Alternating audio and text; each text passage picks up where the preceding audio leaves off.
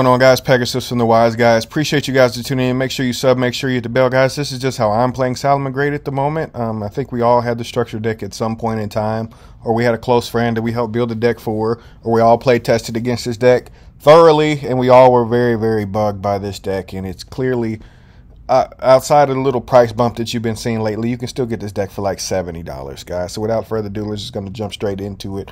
The first option that you're going to have to choose between is Buffalo still the best normal summon? And is it better than Salamangreat of Fire, which is the new card, which is basically literally Lady Debug with a Salamangreat name attached to it? It's like they would listen to the player base and then made the card. It's literally that simple. You just want to grab Gazelle.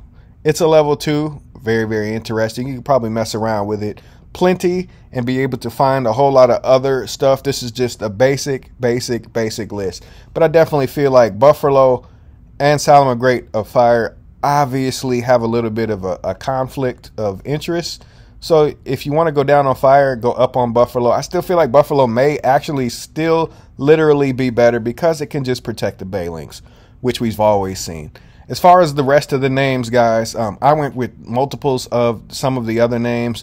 I don't like multiple Foxies just because you already have so many starters in the deck, but you still need it at some point to be able to get rid of cards by bringing itself out, popping face-up stuff, having some way to deal with floodgates or something. There's some kind of face-up card that's going to bug the hell out of you. Obviously, Ash Blossoming a Fire Monster to mix in there, as well as a Doggoran, which can come up where you can have a wolf on the field and then be able to summon a Kaiju right in front of it. I just feel like that's hilarious. And then also have stuff like, well, Kirikara to be able to push through for extra damage, as well as break your opponent's board. Well, you just may want to consider that as well. Don't like Nib too much, but I still feel like I like to have at least one just for that random. But I'm telling you, every time I see this card in my hand, I'm playing against Purely and it's irrelevant. So do with that what you will. As far as the rest of the deck, it's just keeping it simple, guys. Goes in match because it's just so strong right now, and you just don't stop summoning fire monsters. And you can protect it with the counter trap and the other trap as well if it comes to it. Obviously, with the other names, Jack Jaguar being able to kind of loop stuff around in a circle like you guys have always seen, not a Salamangreat circle, but just a circle, to be able to get Jack Jaguar into play, reloading some of your resources. I could just go on and on about that, but it just is really self-explanatory. Now, what I wanted to talk about is some of the other cards. Salamangreat Weasel is the really interesting one, simply because you can target it and then basically put it on your opponent's side of the field and then draw a card. So being able to put a card on your opponent's side of the field can out so many cards. You guys obviously already know about that. You will have to get a little bit into the game. But I also wanted to talk a little bit about some of the other cards because, well, let's face it, if you're going for your extra deck the way it's currently constructed, a lot of people have always kind of played the update jammer stuff and so on and so forth. Obviously, you can easily play the synchros and be able to reincarnation synchro, which is still gonna give you the same ability. Obviously, if you guys have Tiger, which a lot of you may have not seen it before, or simply have just been out of the loop for a long time, but Salamangreat Tiger pretty much is how you make that card very freely by making it with a 5 and then a 3, and then after it's summoned, this gets summoned back off of the Salamangreat synchro, and then you get to make another one basically really easily.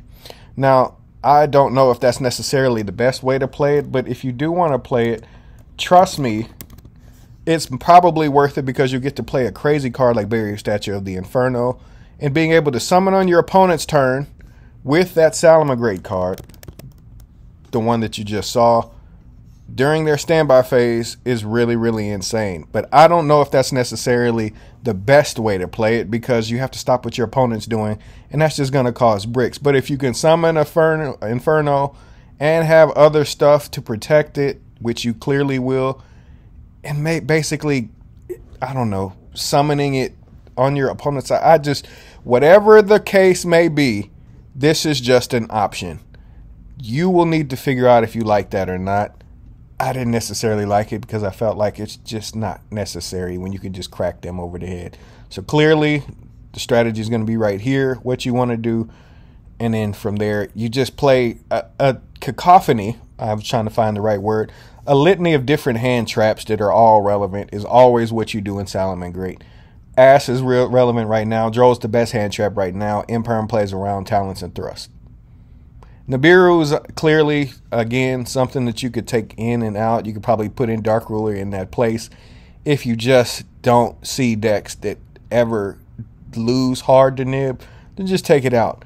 I really feel like the rest of this is kind of self-explanatory, and again, with the anti-spells being able to be protected by the counter trap, it's just really, really nice to see. Guys, let me know what you think about this deck down in the comments. Are you feeling this deck? Are you feeling the new upgrades that it got? Where are you going to take the deck? Let me know down in the comments, and I'll see you next time. I appreciate you guys for tuning in. Pegasus out. Arrivederci.